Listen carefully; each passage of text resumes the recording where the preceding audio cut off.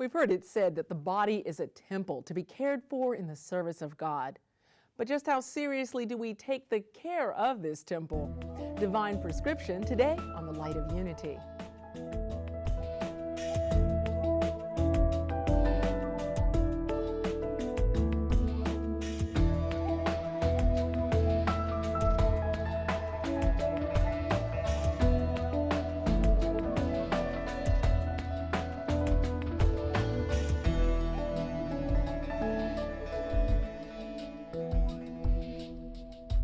Welcome to the Light of Unity. I'm Wande-Lawson. Okay, nobody likes to be nagged about eating that extra piece of cheesecake or sleeping in instead of taking a jog, but the Baha'i Faith teaches that there are spiritual reasons for keeping our bodies in tip-top shape. Over the past 3 decades, family physician Dr. June Glenn-Lawson has had success treating diseases like diabetes with very limited drug intervention. She says the key is moderation, both spiritually and materially. Our bodies, they are a gift from God. And also the food that we eat is a gift from God. And the way that we use this food to maintain our bodies helps us to show our love of God. The Bab has said that the people of Baha'i must develop the science of medicine to such a high degree that they will heal illnesses by means of foods. Now, as a physician, I've watched my patients over the years and have observed that some have remained very healthy way into their late 90s, while others have become ill with diseases like hypertension and diabetes in their late 20s or early 30s. And now what I'm finding is that even younger people are being struck with these diseases. The other day I picked up an 11-year-old with hypertension and type 2 diabetes, which we usually associate with adults. This child weighed 270 pounds. Obesity has become a problem for our young people all over this nation. And I understand from talking to my daughter that Georgia has the highest rate of childhood obesity in the nation. The majority of people who get these diseases, we don't see them in their parents or their grandparents. This is something new. Back in 1993, we formed a group called the Multi-Ethnic Women's Health Coalition, because you know women are the people who take care of everybody in the community. We do the cooking. When you're sick, if you wait for a man to go to the doctor without his wife, he's never going to get there. So it's the women who take care of the health in the community. Now, the women in our group came from 18 different ethnic backgrounds. We came together as a focus group for a conference at Stanford called the Health of Women of Color. We met with our communities, and then we would come together once a week just to talk and to find out how we were similar and how we were different. And what we found is that we were more similar than we were different. Our communities were more similar than they were different. We found so much out about each other that even after the conference was gone, we have met together for years. So, some of the important things that we found out were that our eating habits mirrored each other. We discovered that in all of our culture, food is an important social stimulus. Now, we all know that if you grew up in the church, if you grew up in the Baha'i community, that we have feast. We are feasting, forever feasting, okay?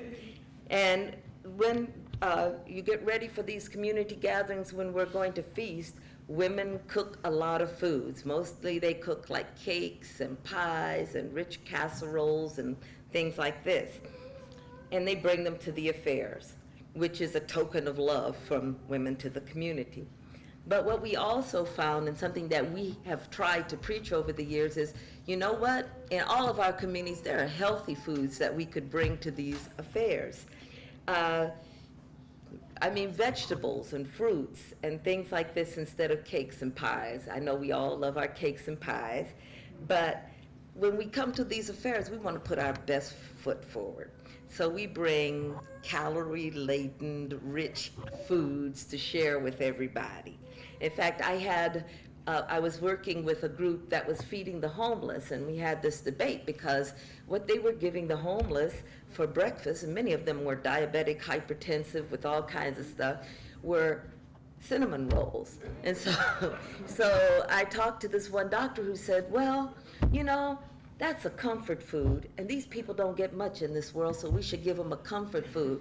So I looked at him and I said, excuse me, are we comforting them when we're killing them? You know? So today, we also eat because we are under a lot of stress. It's not like when you worked on a farm and you went out in the morning and you worked the fields and you worked the crops and you knew you were going to work hard, but it wasn't the kind of stressful work where you never finish, okay? Because you go to your job, you sit at a desk, you do your work, but it's not finished when you're ready to go home. You take a bunch of it home with you. And another thing about that type of work is you're not doing anything physical, okay? You're sitting there at the desk. Then you get ready for lunch, okay? Or your break. Your break, you go to the break room and you have 2 donuts and a cup of coffee, okay? Then comes lunchtime, and you're sitting at your desk and you say, oh, I got so much work to do.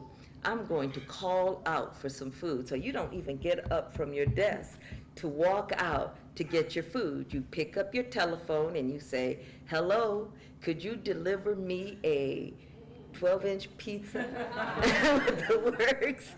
And so even though we're eating, a lot of times we're not even hungry. We eat because it's time to eat, okay? So, and then sometimes we go out to restaurants and we think we're doing a good thing. We ordered a salad. Okay, so then I went to the restaurant the other day and I looked at the salad and I was going to order it. Then I noticed that the salad was 800 calories. Okay, we need from 1,500 to 2,000 calories a day. So you eat that salad and you've blown it, especially if you went to breakfast at McDonald's before that. So sometimes we eat because we feel down and hopeless. We cheer ourselves up with extra calories and then scold ourselves about overeating, and we go on a diet where we starve ourselves and deprive ourselves of food because we've been bad. I did a study with a doctoral student at the University of Nevada, and we dealt with the psychological side of chronic disease, and we did this publication. But what was interesting to me was we found out that when people learn to deal with food in a positive way, they relied less on calorie-ridden foods and were more willing to eat healthy. In other words, we actually spoke to our patients about using your higher brain to control the lower brain, which controls your appetites. When we look at the rise in frequency of diseases like diabetes, we see a correlation between the rise in that disease and the control that we have over our meals. Now, in the early part of the 19th century, we grew our food, we cooked our food at home. We didn't have any refrigerators, so we had to cook on a daily basis. So you didn't cook huge amount of foods that was sitting in the refrigerator to call you in the middle of the night to come to eat the leftovers. We had to cook small amounts and eat small amounts. We worked hard in the fields, we came home, we ate a meal at the table with our families, okay? Then, at the end of the 1940s, around 1949, TV dinners, frozen TV dinners were invented, okay? Women were going back to work and they needed a convenience.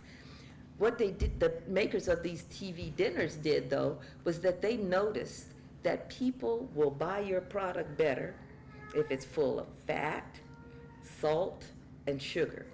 Now, there were some healthy TV dinners out there that came out back about 1945, but nobody bought them, so they quit making them. So, then about in the 1970s, we started using the microwave. Okay, so then you could get those frozen foods in containers that could be cooked like that, okay? So people are at work, your children are at home, you fill your freezer with microwavable foods. So your kids come home and without any guidance, they go to the freezer. You think they're gonna take out the spinach? No, they are going to take out the most calorie-laden sugary foods to put in that microwave. Then in the mid-1970s came the drive-through fast food restaurant, okay? And so now your meal, you don't have to buy the food, you don't have to cook the food, you just drive through and pick it up. And those foods, everybody's supersized, because you think I'm getting more value for my money, so I'm gonna supersize it. Then came the kids' meals. And do you know, I was looking it up, many of those kids' meals contain up to 650 calories. And I'm not sure, I have to ask my niece back there, Jahan, how many calories a 5-year-old needs during the day, but I think that 650 is a large amount, and I think they probably need more, like 1,500 for the whole day. So if they ate that kids' meal, they pretty much wiped it out. Even foods that are good for you, we tend to eat in amounts that can cause disease. Now rice, that's a good food for you. Rice is good. Brown rice, you got your vitamin B, you got your fiber, you got all this good stuff in there. But it's your serving size. Rice is really a high power food. So when you get a high power food, you need just a little bit. Okay, you don't need to eat a mountain of it. But we sit down and we mound our plates up with rice and make it, bad for us. And then we sit around, and I know many of my diabetics saying, I can't eat rice. Yeah, you could if you ate it in the proper amounts. Actually, it's very good for you if you eat it in the proper amounts. So, when God made our bodies, He made them to use fuels in a certain way.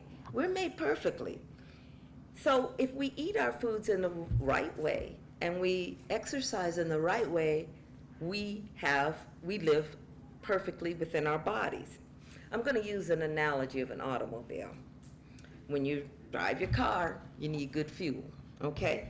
If you put gasoline in a car that uses diesel, the car is going to stop running. If you put ethanol in a car that's meant to use plain gasoline, the car is going to stop running. If you sit with your foot on the pedal with your car in neutral for long enough, the car is going to stop running. In other words, cars work at their greatest efficiency when you give them the right fuel in the right amounts for the task that they are going to perform. Now, the type of fuel that a car needs depends on the car. If you got a Lamborghini, you want to give it a high-power fuel, and you don't want to sit with your foot on the pedal idling it in the driveway. You want to take it fast, because if you don't take it fast, there was a lady in Oakland that we knew who she was 92 and she bought a Maserati. Okay? She always wanted a Maserati, but she never drove over 25 miles an hour. And pretty soon the car broke down, okay? If you have a Volkswagen Beetle that's 40 years old, you don't want to put ethanol in it, because what are you doing with this car? You're probably driving it 2 or 3 times a week to the store and back. So you give it the proper type of fuel. If you're a high-class athlete, you want a different type of fuel. Most of us eat like we are high-class athletes, like we're going to run a marathon. So we pile in all these calories and we pile in all this food that would give us enough energy to run 50 miles a day. But we sit on the couch, okay? And we watch TV. And we don't need a lot of energy to do that. Now, people are always asking me, what is too much? How should I eat so that I don't cook up my engine? Well, as Baha'u'llah has stated, I tell them, in all circumstances, they should conduct themselves with moderation. If the meal be only one course, this is more pleasing in the sight of God. However, according to their means, they should seek to have this single dish be of good quality. Now, a lot of us, and I hear this all the time, I can't afford the good food. We got to make sure that we're eating good food, because if we're not eating good food, what we're doing is ruining our bodies. So when you go to the store and buy that bag of apples, if you bought a bag of apples that was not organic or was not produced in the right way, you're not buying anything that's nutritious. I talked to this guy at the store one day who, well, actually he was mad and leaving the store. But anyway, he was saying that they store these foods sometimes up to a year before they put them out on the shelf, because they put them in rooms where they pull the oxygen out. And they pick them when they're not ripe, and they put them in there. So where is the quality? What are you doing to your body when you're eating this? And then the children grow up not liking apples, not liking broccoli, because they are not getting food that tastes like it's supposed to taste. Now remember, food for most of us is not something that we gotta have because we're starving to death. I do not see anybody out here who looks like they're starving right now. And so the food that we eat mainly is a pleasurable thing, okay? So we should get our pleasure in a healthy way, because I know I could go for at least a month and probably not starve to death. It's like the parts of our car. When we keep gooking it up with the wrong stuff, it's gonna stop. It's not going to run. So I have a nutritionist that I used to have. I really love this woman because her motto about teaching people how to eat was KISS, keep it simple, stupid, right? So we came up with a program that was simple but effective. I know all of you've heard, like when I send people to nutritionists, they say eat a serving the size of a meat is a serving the size of the palm of your hand, a carb is the size of your hand, and fat's your thumb. We did an experiment. We brought patients in for the day, and we said, we want you to eat like that. Now, these people, you say the size of the palm of your hand. You put your hand up against your chest, your serving can be this big, and your fingers, I looked at some of these people and I said, Michael Jordan's hands aren't that big, and so what we decided to do was that we would control it in another way. So we started using measuring cups with our patients at the next meeting we had. This first meeting, we checked their sugars before they ate and after they ate, and they were through the roof, People were happy, they were fat, they were full, but their sugars were high. So she came up with this. Red is for meat. This is a serving of meat. It's 1/4 of a cup. That's a healthy serving of meat, okay? Okay. You don't have to eat the whole cow, 1/3 of a cup, blue. Blue is for rice and beans, and this is a healthy serving of rice or beans. This brown color is for like your cooked cereal, like your oatmeal, and yes, you can overeat oatmeal. I mean, when we had the first meeting, I had a man, he had a bowl, it was this big, full of oatmeal. Now, oatmeal is a good thing, but we want you to eat this size oatmeal, not a mountain, okay? This is for like cooked cereal, cooked vegetables, for fruits, for pasta. This is the size of a serving. Now this cup is the one you should be using the most. It's for your green leafy vegetables, and I don't care if you fill it up all day because it's not going to hurt you that much. And if you don't put the butter and the other stuff that you put on top of it. And then we got down to, because people were asking how much fat and stuff to eat. Okay, this is how much mayonnaise, 1 teaspoon, that you should put on a sandwich. That should be enough, okay? Salad dressing, 2 of these. And I tell my patients, put your salad dressing on the side and dip the leaf in and put it on the end of your tongue. Because the only place you're really tasting it is on the end of your tongue. So when you pour, and some salads I said, where's the salad? Because the dressing is all that I can see. So if you will eat small amounts like this, and plus, guess what? The stuff in the salad actually tastes good if you give yourself the chance to taste it. Most of us want to kill off our taste buds by eating all this salt, sugar, and fat, which we've grown up to learn to love. What you have to do is understand that you don't have to eat it all right now. Okay, if you eat a little bit now and you eat a little bit more 2.5 hours later, and I know there's every excuse under the sun. I can only eat once a day because my job doesn't allow me to. Well, your job, I mean, federal law says they got to give you breaks. So you can go and eat a little bit. I don't care what you're doing. And I have people who work on high-rise buildings who put a pack of baby carrots in their pockets so that they could take it out and eat it when they had their break. So no, you do not have only one time a day to eat. That's not true. You're fooling yourself. You got to find those times when you can have something to eat.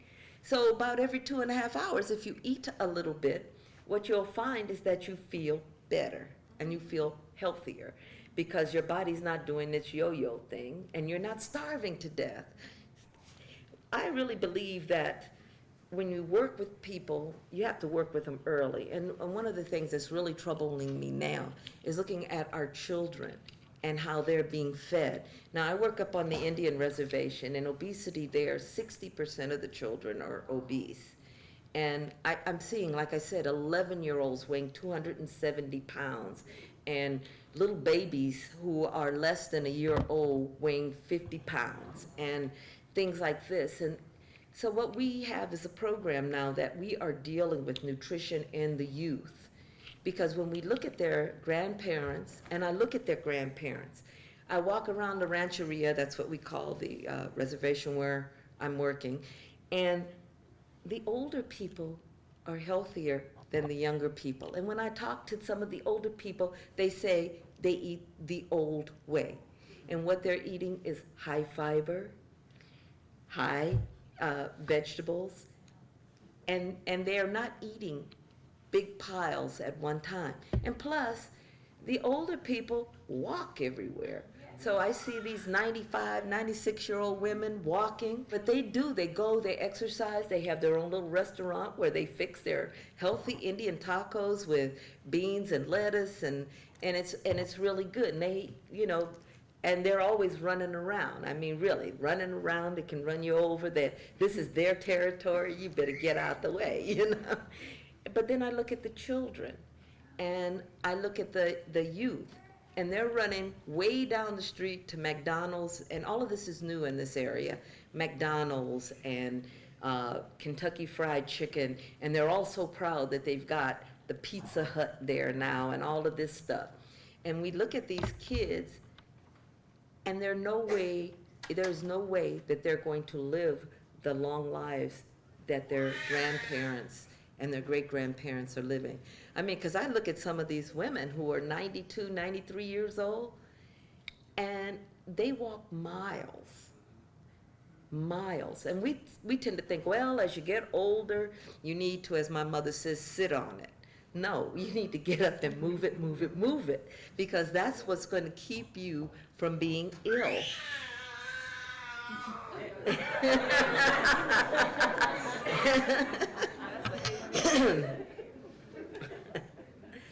I'm going to end by saying modernization and technology are great things. It's good that we have all these computers and all of the things that we use, because we as Baha'i believe that technology is a great thing.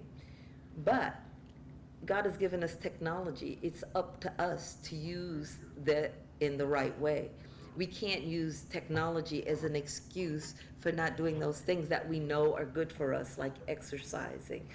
And I watch our kids nowadays. Many of them, the only exercise they get is moving their thumbs. Okay, PE is no longer mandated in a lot of schools.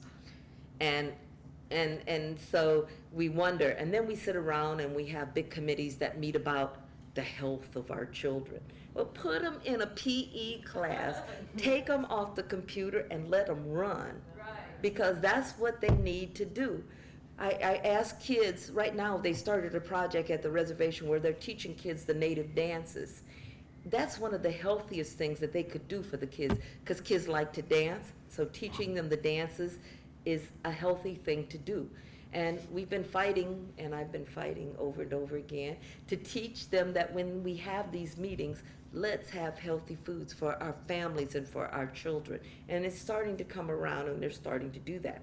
I know that at the church that my parents used to attend in Southern California, they started a project where they grew a garden, and you couldn't bring anything after church unless the food came from the garden. Okay, so they started having healthy snacks. At first, people were rebelling. Oh, I can't stay. I got something to do. But after a while, people started staying and realizing that these were healthy snacks. And so what we've got to do is get people to realize medication's not going to save you. I'm not going to save you. Because MD doesn't mean minor deity. I'm not God. I cannot take care of you.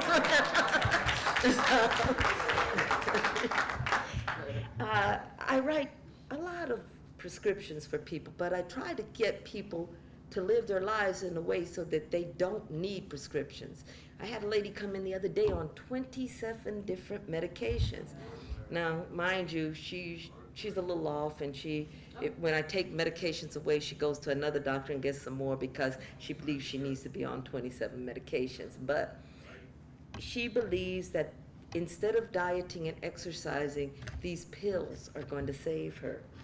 I tell my patients that ultimately, all healing comes from God.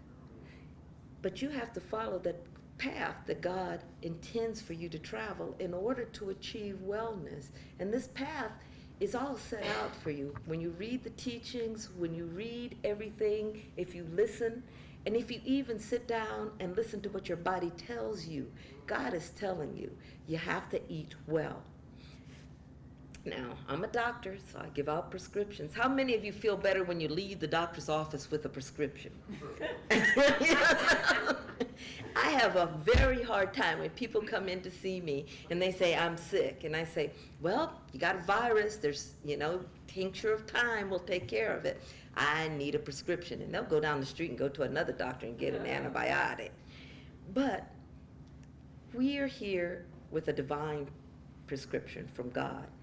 This is the prescription that Baha'u'llah has given us. It says, do not neglect medical treatment when it is necessary, but leave it off when health has been restored. Treat disease through diet. By preference, refrain from the use of drugs. And if you find what is required is a single herb, do not resort to a compounded medicament.